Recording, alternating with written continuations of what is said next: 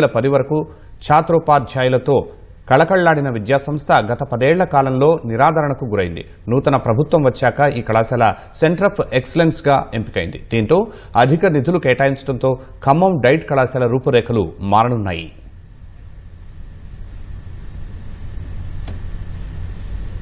1990లో ఖమ్మం నగర శివారు టేకులపల్లిలో జిల్లా విద్యా శిక్షణా సంస్థ ఏర్పాటు చేశారు. ఇక్కడ కాబోయే ఉపాధ్యాయులకు ఉపాధ్యాయ వృత్తిలో కొనసాగుతున్న వారికి ప్రత్యేక శిక్షణ ఇచ్చేవారు. 2010 వరకు ఇక్కడ శిక్షణ పొందిన వారిలో 90% మంది ఉపాధ్యాయులుగా ఉద్యోగాలు పొందారు.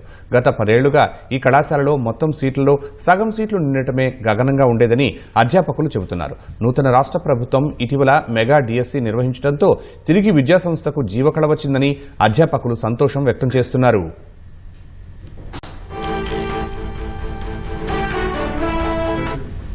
రాష్ట్ర ప్రభుత్వం వ్యవస్థను పరిపుష్టం చేసే విధానంలో భాగంగా రాష్ట్రంలో 2 సంస్థలను గుర్తించారు.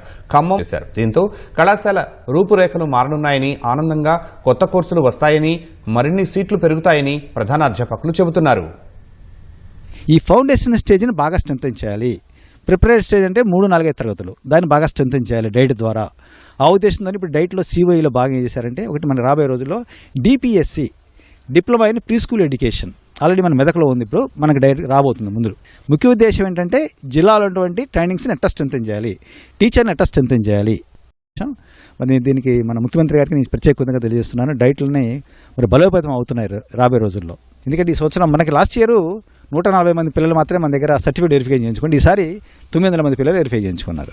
అంటే మనకి రాను పెరిగిపోతా ఉంది.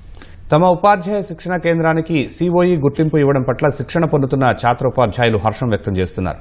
కొత్తగా మంజూరైన నిధులతో మౌలిక వసతులు కల్పిస్తున్నారని, కొత్తగా వచ్చే వారికి మరిన్ని సదుపాయాలు అందుబాటులో రాబోతున్నాయని సంతోషం వ్యక్తం చేస్తున్నారు. వచ్చిన తర్వాత గవర్నమెంట్ ప్రొవైడ్ చేయడం వల్ల, మనీ శాంక్షన్ చేయడం వల్ల సిఓఈగా మా కాలేజ్ సెలెక్ట్ అవ్వడం మాకు ఎంతో ఆనందంగా ఉంది.